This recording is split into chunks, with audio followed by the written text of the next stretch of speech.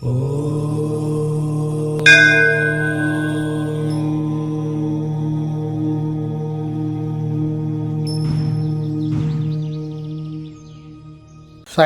నేను మీ విశ్వకర్మ వాస్తు యూట్యూబ్ ఛానల్కి స్వాగతం. ఇంకొకరు కామెంట్లు ఏం పెడుతున్నారంటే పాపం బాగా విసుకుపోయినట్టున్నారు, లేదా జనాలు బాగా కోరి అలా కామెంట్ పెట్టారో తెలియదు. గురువుగారు, అన్ని వాస్తు ప్రాబ్లమ్స్కి ఏదైనా ఒక మంచి రెమెడీ చెప్పండి. దాన్ని బట్టి నాకేం అర్థమవుతుందంటే చాలామంది వాస్తు దోషాల వల్ల బాధపడుతూ ఉన్నారు. బాధపడుతూ కొన్ని ఉపశమనాలు అవి చెప్తూ ఉంటారు కదా, నేను చెప్తుంటాను. మార్పులు చేసుకోకుండా ఏమైనా రెమెడీస్ ఉన్నాయా?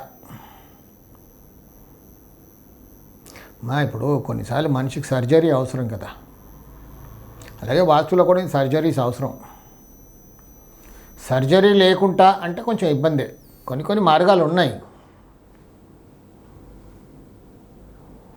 కానీ టోటల్గా రెమెడీస్ ఏమైనా ఉపాయాలు చెప్పండి. ఏదైనా పూజ, ఏమైనా వ్రతాలు. మన సంప్రదాయంలో చాలా వ్రతాలు, పూజలు, మంత్ర జపాలు చాలా ఉన్నాయి, కాదని నేను. ఇప్పుడు ఒక సింపుల్ ఎగ్జాంపుల్ చెప్తాను.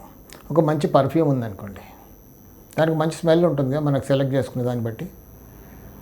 మంచి శాండల్వుడ్ అనుకున్నాం పర్ఫ్యూమ్, మనం చక్కగా బట్టలు వేసుకున్నప్పుడు ఏం చేస్తాం, పర్ఫ్యూమ్ కొట్టుకుంటాం కదా. మనం ఎక్కడో దుర్గంధం వచ్చి ఒక మోరి పక్కన కూర్చొని పర్ఫ్యూమ్ కొట్టుకుంటాం, దేని వాసన వస్తుంది? పర్ఫ్యూమ్ వాసన రాదు కదా అక్కడ, ఆ దుర్గంధం ఆ మోరి వాసనే వస్తుంది. అంత మాత్రం ఈ పర్ఫ్యూమ్కి పవర్ లేదంటామా? కొంచెం అటుపక్క వెళ్ళి మంచిగా నీట్గా ఉన్న చోటుకి వెళ్ళి కొట్టుకుంటే ఆ పర్ఫ్యూమ్ స్మెల్ వస్తుంది. పూజలు, వ్రతాలు కూడా అంతే.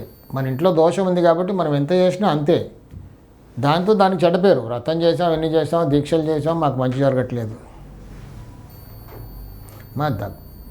వ్రతాలు, జపాలు, తపాలు, దీక్షలు, మంత్ర జపాలు అన్నిటి కూడా పవర్ఫుల్లే. కాకపోతే మన స్థలం కూడా బాగుంటే అవి పనిచేస్తాయి. ఇవన్నీ సపోర్టింగ్. అసలుకి ఏమీ బాగలేదు, దీనివల్లే ఫలితాలు రావాలి అంటే కాదు, కష్టం. కొంచెం వరకు పనిచేస్తాయి, ఒక కాన్ఫిడెన్స్ ఇస్తాయి మనిషికి, తట్టుకునే శక్తి. తట్టుకునే శక్తి అంటే నాకు ఇంకోటి గుర్తుకొచ్చింది ఏంటంటే, నా అనుభవం నేను చూసా, నేర్చుకున్నాను కూడా అనొచ్చు, మెచ్యూరిటీ కూడా అనొచ్చు. అప్పుడెప్పుడో నేను 40-41 ఇయర్స్ బ్యాక్ స్టార్ట్ చేసినప్పుడు నేను కూడా అనుకునేవాడిని, అబ్బా ఏం లేదండి, వాస్తు మార్పులు చేసుకుంటే అన్నీ పోతాయి, బాగా అయిపోతామని. కానీ రాను నాకు అనుభవం నేర్పించింది ఏంటంటే, కర్మ కూడా ఒకటి ఉంటుంది. కర్మ ఫలితం అనుభవించాలి, తప్పదు. ఎంత బాగా వాస్తు చేసుకున్నా కొన్ని కర్మ ఫలితాలు ఉంటాయి, అంతే, తప్పదు, అనుభవించాలి. కాకపోతే ఏంటంటే ఇక్కడ నేను నేర్చుకుంది, గమనించింది, వాస్తు కరెక్ట్గా పెట్టుకుంటే మనకు ఓర్చుకునే కెపాసిటీ అంటూ ఉంటుంది. కర్మ ఫలితం తప్పదు, అనుభవించాలి, కానీ వాటి తట్టుకునే శక్తి ఉంటుంది. అసలు వాస్తు బాగాలేదు, కర్మ ఫలితం వచ్చింది, చచ్చిపోతాం, ఇంకా తట్టుకోలేము. సో వాస్తు ప్రకారంగా ఉంటే కొంచెం మనం తట్టుకుంటాం. కర్మ మాత్రం ఇబ్బంది పెడుతుంది, తప్పదు. ఇంత పెద్ద రాయి తగులుతుంది అని రాసి ఉంది అనుకోండి, కర్మలో తగులుతుంది, ఓర్చుకునే శక్తి ఉంటుంది, భరిస్తాం, అంతే. అసలు ఏమీ లేదు, చచ్చిపోతాం, లబోదీపని కొట్టుకుంటాం, విరిగిపోతాయి బొక్కలు, ఎముకలన్నీ విరిగిపోతాయి. సో మార్గం, దోషాలు ఉన్నాయి, ఏమైనా మార్గాలు ఉంటాయా? ఉన్నాయి, కానీ స్థలం కూడా బాగుండాలి. ఇవన్నీ కూడా ఏంటంటే కొంచెం కాన్ఫిడెన్స్ ఇస్తాయి, అంతే. ఏదో చెప్తాను, ఇచ్చేయండి, ఆ మధ్యలో చెప్పాను, కొబ్బరికాయ రోజు కొట్టాలి, కర్పూరం వెలిగించాలి, ఇంట్లో ధూపం వేయాలి, రోజు సాంబ్రాణి ధూపం వేయాలి. ఇలాంటివి చేస్తూ ఉంటే కొంచెం అక్కడ నెగిటివ్ ఎనర్జీ అనేది పోయి కొంచెం ఫలితాలు ఉంటాయని అనట్లేదు. మన శాస్త్రాల్లో చెప్పిన పూజలు, తపాలు, జపాలు, రోజు హారతి వెలిగించాలి. ఎంతమంది వెలిగిస్తున్నారండి పూజలు? రోజు ఇంట్లో గంట కొడుతున్నారా దేవుడి దగ్గర? ప్రతి మూలలో కొట్టాలి, ప్రతి మూలకి వెళ్ళి గంట కొట్టాలి. ఎక్కడ కొడుతున్నావు? అసలు సమయం లేదు, రిజల్ట్ రావాలి, అంతే. ఇంకేమైనా సులువైన మార్గం ఉంటే చెప్పండి. అసలు గంట ఎంతమంది ఇంట్లో ఉంటుంది? గుడిలో వెళ్తేనే గంట ఉంటుంది, గుళ్ళో అయ్యగారి హారతి ఇచ్చినప్పుడు వెళ్ళి దండం పెట్టుకుంటాం అంతే. ఆ గంట కూడా ఊరికి టాంగని కొడతాం. కానీ ఆ గంట కింద నిలబడి కొట్టి అక్కడ నిలబడాలి కాసేపు. అప్పుడే ఆ ఎనర్జీ మన బాడీలోకి అబ్జార్బ్ అవుతుంది. గంటలు ఎన్ని రకాల గంటలు ఉన్నాయి? చాలా రకరకాల గంటలు. ఆ మెటీరియల్ కాంబినేషన్, ఆ షేప్, దానివల్ల ఫలితం ఉంటుంది. అందుకే గుడి అనేది పెట్టారు పెద్దలు. రోజు గుడికి వెళ్ళాలి అంటే గుడి అంతా వాస్తుపరంగా ఉంటుంది, అక్కడ అన్ని సంప్రదాయాలు కరెక్ట్గా ఉంటాయి.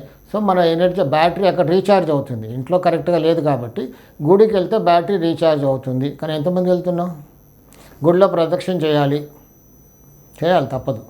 ఆ తీర్థం పుచ్చుకోవాలి, ఆ గంట కొట్టాలి, హారతి దండం పెట్టుకోవాలి, ఇవన్నీ ఉన్నాయి. ఆ గుళ్ళో ఆ పవర్ ఉంటుంది. ఇప్పుడు వచ్చే గుళ్ళల్లో పవర్ లేదు. Sorry to tell this. ఊరికే గుళ్ళు కట్టేస్తున్నారు, కమర్షియల్ అయిపోయింది ఇప్పుడు. ఆ రోజుల్లో పాత గుళ్ళల్లో ఆ పవర్ అంటూ ఉంది. కరెక్ట్గా ఆలయ వాస్తు ప్రకారంగా కట్టారు అది. అక్కడ ఆ పవర్ ఉంటుంది. రోజు మనం గుడికి కంపల్సరీగా వెళ్ళాలి. వెళ్ళి కాసేపు అక్కడ కూర్చొని ఆ గంట కొట్టేసి ఆ తీర్థం పుచ్చుకొని హారతి దండం పెట్టుకొని ప్రదక్షిణాలు చేసి వస్తే మన బాడీ అక్కడ రీఛార్జ్ అవుతుంది.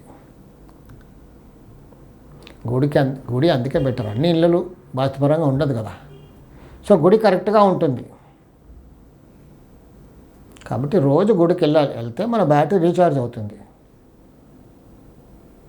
ఇది పెద్ద పరిష్కార మార్గం. ఇది గుడికి తప్పకుండా వెళ్ళాలి. మంచి పవర్ ఉన్న గుడికి వెళ్ళాలి.